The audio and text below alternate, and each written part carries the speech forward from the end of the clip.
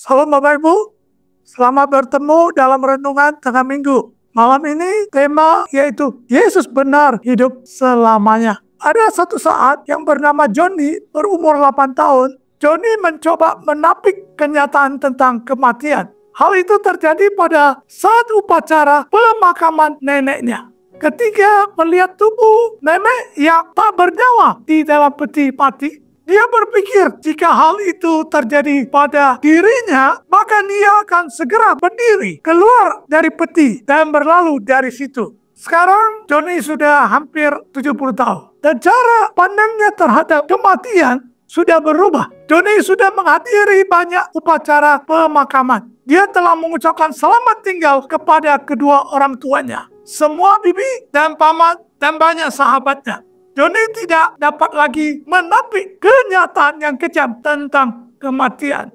Kematian merenggut kehidupan, menghancurkan hati, membawa kepadanya kesunyian, dan membobol tanggul air mata. Makna kematian tetap akan berubah sekalipun kita menggunakan kata-kata yang enak didengar atau menyebut upacara pemakaman sebagai perayaan. Namun ada lebih besar yang dapat membangkitkan keinginan kita untuk melanjutkan hidup dengan pengharapan. Yesus Kristus telah mematahkan kuasa kematian. Dia bangkit dan berjalan keluar dari kubur. Suatu hari musuh yang terakhir ini, demikian Paulus menyebutnya, akan dihancurkan selamanya. Dalam 1 Korintus pasal 15 ayat 26. Maut telah ditelan dalam kemenangan. Hai maut, di manakah kemenanganmu? Hai maut, di manakah senatmu? Senat maut ialah dosa, dan kuasa dosa ialah hukum Taurat. Tetapi syukur kepada Allah yang telah memberikan kepada kita kemenangan oleh Yesus Kristus Tuhan kita. Kenaikan ke surga, bukti Yesus bangkit dan hidup selamanya. Ada kejadian orang-orang mati bangkit. Dan pada akhirnya mereka mati lagi. Mereka meninggalkan dunia ini dalam keadaan mati. Beda dengan Tuhan Yesus. Ia mati lalu bangkit. Dan selanjutnya meninggalkan dunia dalam keadaan hidup. Sebelum meninggalkan dunia ini, ia menampakkan diri berkali-kali pada murid-muridnya. Kepada mereka ia menunjukkan dirinya, dan dengan banyak tanda ia membuktikan bahwa ia hidup. Selama 40 hari ia menampakkan diri dan berbicara tentang kerajaan Allah. Tertulis dalam Kisah Para Rasul pasal 1 ayat 3. Penampakan Yesus yang berulang kali setelah kematiannya membuat para pengikutnya bersuka cita dan terus ingin bertemu dalam keadaan seperti itu. Sebenarnya Yesus dapat menghilang dalam sekejap seperti yang pernah dilakukannya sebelumnya. Namun dia ingin kenaikan ke surga disaksikan para murid untuk mengingat mereka ada pertemuan terakhir. Kehadiran tubuh jasmaninya diganti oleh sesuatu yang lebih baik. Kenaikan Yesus ke surga menandai adanya zaman baru. Tuhan Yesus naik ke surga, duduk di sebelah kanan Allah, mengutus Roh Kudus ke dunia. Tertulis dalam Injil Yohanes 14 ayat 16. Dan kini kehadirannya dan kuasanya menjangkau seluruh alam semesta.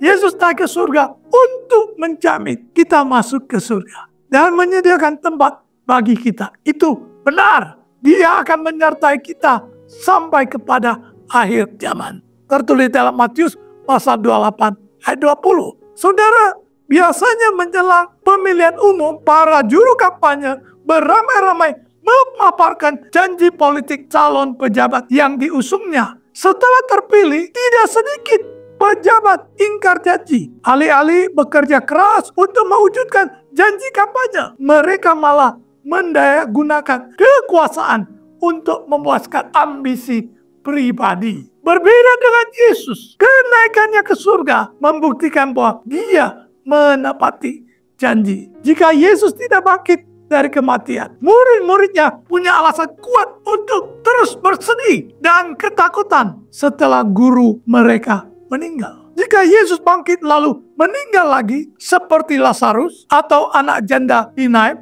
berarti Dia menunjukkan mukjizat ekstra. Namun kenyataannya setelah bangkit, Yesus naik ke surga disaksikan para muridnya. Tertulis dalam Kisah Para Rasul pasal 1 ayat 9 yang berkata demikian. Sesudah ia mengatakan demikian, terangkatlah ia disaksikan oleh mereka. Dan awan menutupnya dari pandangan mereka. Dengan demikian murid-murid tanpa ragu lagi mengetahui bahwa dia sungguh-sungguh Allah yang hidup. Maka dalam Kisah Para Rasul pasal 1 ini ayat 11, dan berkata kepada mereka, hai orang Galilea, mengapakah kamu berdiri melihat ke langit? Yesus ini yang terangkat ke surga meninggalkan kamu akan kembali dengan cara yang sama seperti kamu melihat dia naik ke surga. Dia telah naik ke surga dan membuktikan bahwa dia tidak sekedar mengobrol janji. Bagaimana sepatutnya kita menanggapi firman-Nya? Malaikat yang mengatakan bahwa Yesus akan datang kembali mengingatkan para murid untuk tidak diam menatap langit.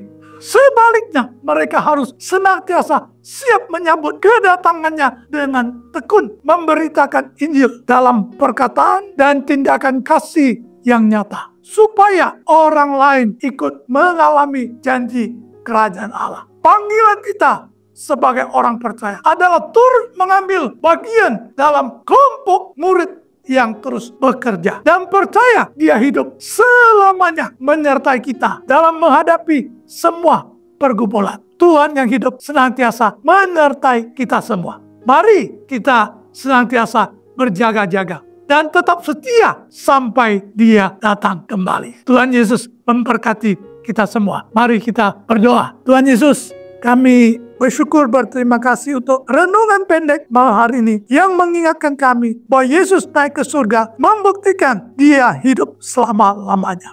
Dia telah bangkit dari kematian dan tidak mati lagi karena dia naik ke surga. Dan Yesus naik ke surga memberi jaminan kami juga ke surga karena dia menyediakan tempat bagi kami. Tuhan Yesus menolong kami orang percaya biar senantiasa berjaga dan sungguh-sungguh setia pada Tuhan, menunggu kedatangannya. Terima kasih Tuhan, biar anugerah Tuhan, kekuatan Tuhan membuat kami semua yang mendengar baik yang menyampaikan tetap setia pada Tuhan, tetap kokoh bekerja untuk kemuliaan kebesaran Tuhan, memberitakan kebenaran Tuhan. Terima kasih Tuhan, terima kasih Yesus, di dalam nama Tuhan Yesus Kristus. Haleluya. Amin.